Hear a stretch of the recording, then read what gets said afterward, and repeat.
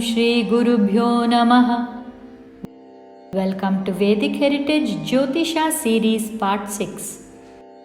In part 5 of this series, we saw the meaning and significance of Uttarayana and Dakshinayana. According to Srimad Bhagavatam, Uttarayana is the day the sun starts its northward path. It is the day when daytime is shortest on earth. Daytime starts to increase from Uttarayana. This is exactly the definition of winter solstice. Therefore, Uttarayana is winter solstice and Dakshinayana must be summer solstice. Uttarayana is an important day for spiritual and religious purposes. That significance is lost if it is celebrated on any other day other than on winter solstice day. Now, winter solstice occurs on 20th or 21st of December. Therefore, it ought to be celebrated as Uttarayana. But as per the Indian zodiac, it has been ancient tradition to celebrate Makara Sankranti as Uttarayana as well as a harvest festival. Sun's entry into Makara Rashi or Capricorn is celebrated as Makara Sankranti. It falls on 14th or 15th of January, 24 days after the occurrence of winter solstice. Why does the Indian zodiac predict the Uttarayana much later than the actual occurrence of the winter solstice? It is true that Uttarayana once coincided with Makara Sankranti. We are just continuing that tradition. But by the beginning of 1000 CE, the sun entered Makara on December 31st. By the beginning of 1500 CE, the sun entered Makara on January 8th. In 1800s, the sun entered Makara on January 11th and sun enters Makara today on 14th or 15th of January. Obviously, Makara Sankranti is moving away from Uttarayana every few centuries. Today, it does not coincide with Uttarayana. Similarly, when it moves into February or March, will it still be relevant even as a harvest festival? Is our Indian zodiac outdated? Should we follow the Western calendar which predicts the winter solstice more accurately? This is the ongoing debate among Hindus today. This video is a search for that answer. I will bring to you the details of the types of the zodiac, the methods of mapping and predicting the movements of heavenly bodies, and the challenges faced by both the Indian and Western zodiac systems. It is important to know these basic concepts if one wants to find an answer. Let us start with the zodiac. Earth rotates on its axis from west towards the east, so the sun appears to rise in the east and set in the west. Similarly, stars too appear to rise in the east and set in the west. During the day, when the earth turns to face the sun, the glare of the sun is so strong that we do not see any stars in the sky. They are invisible to us. But at night, when the earth turns away from the sun, we are able to see millions of stars. As we journey around the sun, different sets of stars seem to occupy the earth's sky, the ecliptic, over the period of a year. Let us understand this movement of the stars in our sky. Imagine that you are moving around the tracks in a stadium. You are the earth, the stands around are the stars in the sky. Let us add a rotation to your movement and a bright light in the center of the stadium which denotes the sun. As you move around the tracks, the stands are visible to you when you face them, but every time you turn towards the center, the brightness of the light obscures the stands from view. When you once again turn away from the light, the stands come back into view. Thus, during the day we see only the sun, and at night we see the stars. While there are innumerable stars in our galaxy and beyond, what we can see from Earth is limited by our vantage point. The 360-degree belt of stars which move in our ecliptic are divided into 12 30-degree divisions. Each division is called a Rashi or zodiac sign. Bright stars or star groups are called nakshatras. Of a total of 27 nakshatras, 2 to 3 nakshatras fall within each 30-degree division. The stars within each Rashi are grouped into imaginary shapes which are used to name the Rashi. For example, a horn shape, reminiscent of a ram's, is named Mesha or Aries. Coming back to the stadium, assume that the stands are the Rashis. You start your journey around the stadium, you make the first rotation. Mark the point at which you turn away from the stand and the light comes into view. Say, it is seat 1 of stand 3. So the light is said to rise or enter here. When bright light enters our vision, it makes the stands disappear from our vision.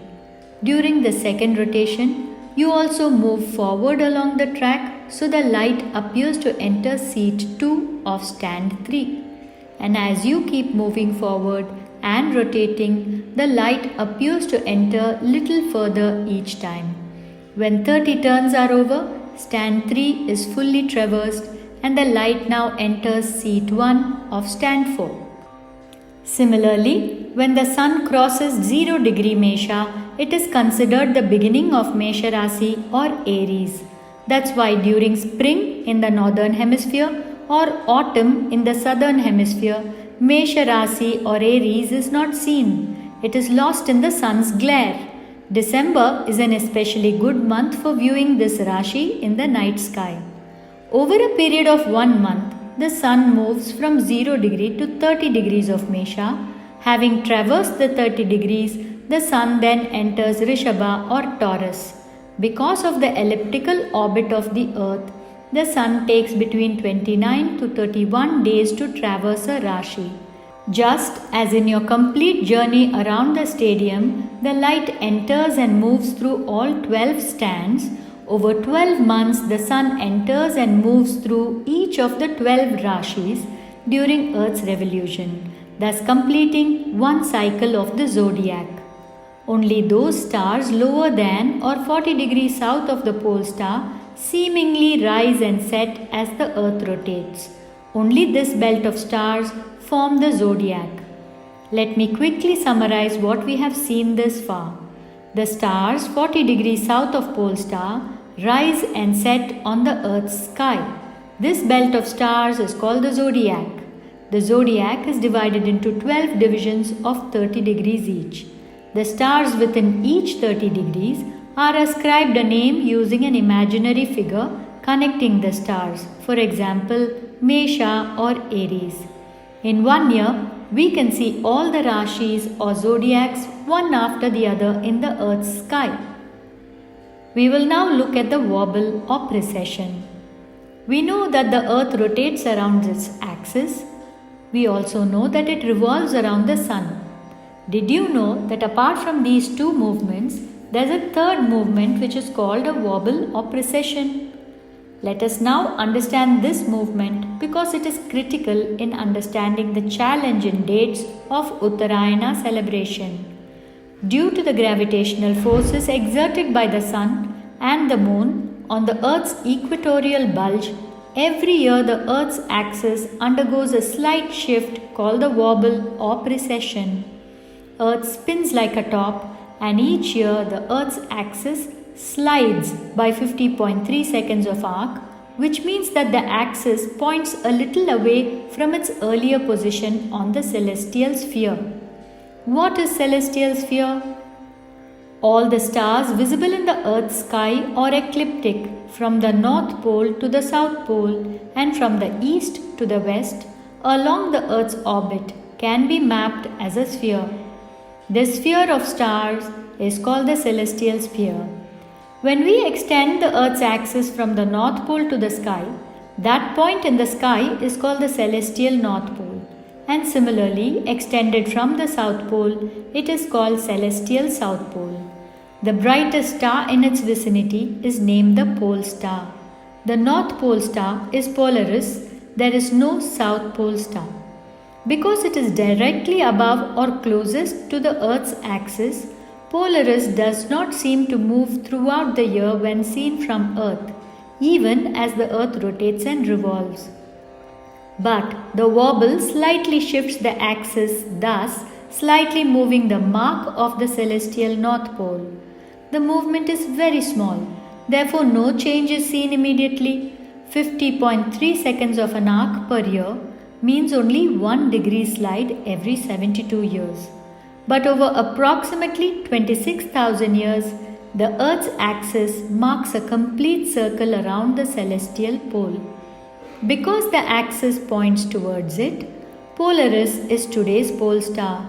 But in 2800 BC, the axis pointed towards Thuban, which was the pole star then. Vega was the pole star in 12,000 BC and will once again be the pole star in 14,000 AD after a gap of almost 26,000 years when a full circle of the axis is completed. This third sliding motion of the Earth is called precession or wobble. We do not study about it because it is of no consequence except in astronomy and astrology. Here's an interesting fact. Today, the south celestial pole does not point to any bright star, but Surya Siddhanta, an ancient Vedic period text, talks about the south pole star as well. So, at that time in history, the axis must have been at a position where both poles had stars aligned with the axis. I will summarize again what we have seen thus far. All the stars visible from Earth are collectively referred to as the celestial sphere.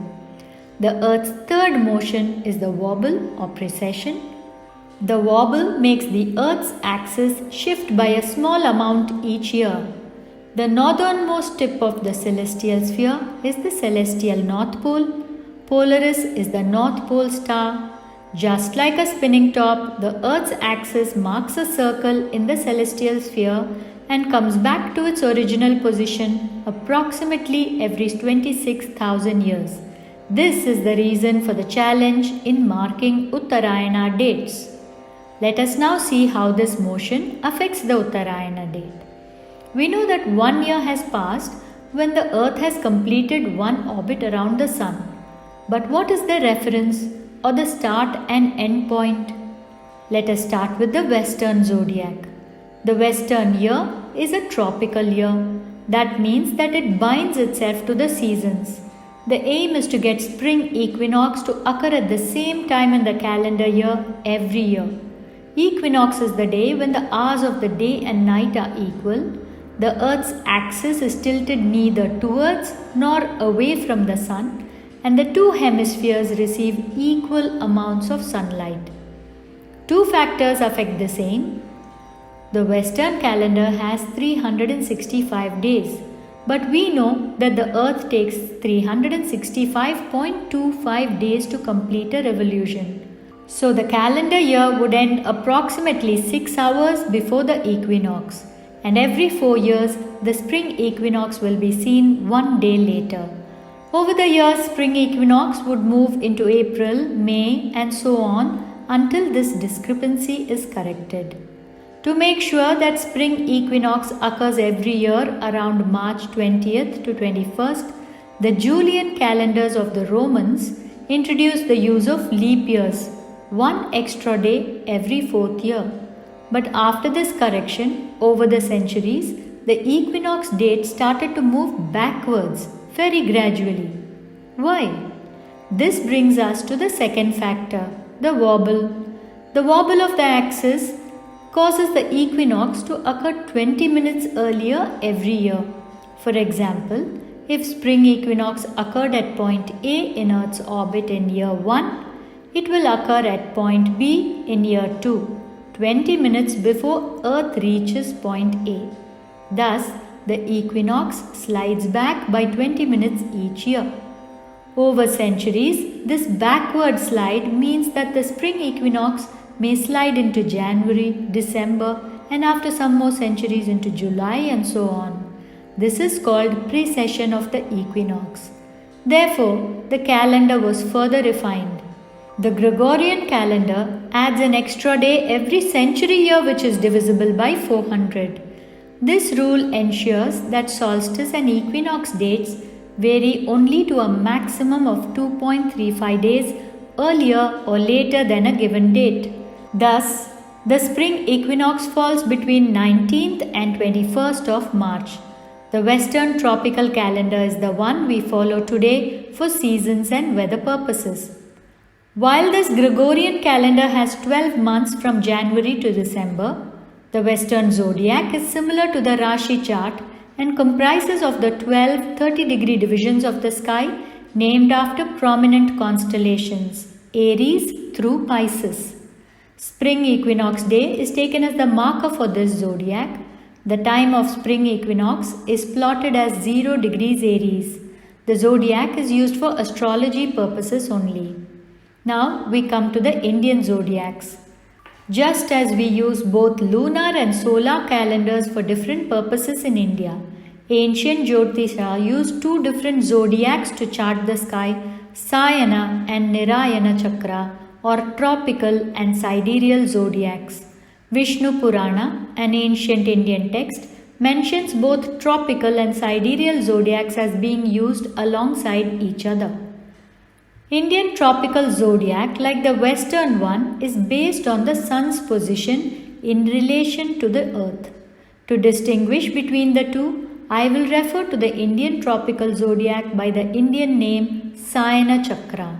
The Sayana Chakra was specifically meant to plot Sayana Surya Gati, the movement of sun for keeping track of solstices and equinoxes. Just like the Western tropical zodiac, the Sayana Chakra also begins on spring equinox day, which is marked as 0 degrees Mesha, irrespective of whether the sun is actually there or not. This means that although by true observation the sun is in Meena, on the equinox day the sun is plotted in 0 degrees Mesha. Being pegged to the equinox and by using complex calculations, the precession of the equinox can be corrected in this calendar and equinox dates can be predicted accurately. But the fact remains that in reality, the Earth's position has shifted due to the wobble. This change is noticeable through its position in relation to the fixed stars. 50.3 seconds of arc per year means 1 degree slide every 72 years. If the equinox occurred at 0 degree Mesha in 1 year, it will occur at 29 degrees Meena after 72 years. While equinox was occurring in Mesha Rashi 2000 years back, now it occurs in Meena Rashi. Today in 2021, the Sayana Chakra and Western tropical zodiac have both slid back by 23 degrees 57 minutes when compared to the actual positions of stars in the sky. Thus, they do not show true star positions, which makes both these tropical zodiacs inaccurate for astrology, birth charts, and muhurta or timekeeping predictions. The precession will continue to make the spring equinox position travel through the complete zodiac over millennia till once again it will occur in Mesha. This constant movement backwards of the zodiac is the reason for the name Sayana Chakra in Jyotisha. Sayana means with ayana, with movement. Although Sayana Chakra was an integral part of ancient Jyotisha, over the centuries it slowly went out of use because of many reasons. Requirement of complex calculations for wobble correction. This zodiac did not show true star positions which are critical for astrological predictions, thus it was considered the less important zodiac. And most importantly, the fact that the slow movement of precession did not impact the seasons for at least a century, there seemed to be no pressing need to chart it. Sayana Chakra slowly faded away. It was replaced by greater usage of Nirayana Chakra, which seemed to work for all other purposes. What is Nirayana Chakra? The type of zodiac widely used in India is referred to as the Nirayana Chakra or the Vedic sidereal zodiac. Sidereal means based on the stars. Sidereal zodiac charts the sun's movement through the rashis or fixed stars. When sun enters 0 degrees of Mesha Rasi, the year begins. After completing a round of all the rashis, when the sun once again enters 0 degree Mesha Rasi, the year is complete and the next one begins. 0° Mesha is a fixed point and will remain constant. Therefore, this zodiac based on fixed stars is called Nirayana Chakra, the zodiac without movement. As it is based on observable star positions, this zodiac is said to have true star positions.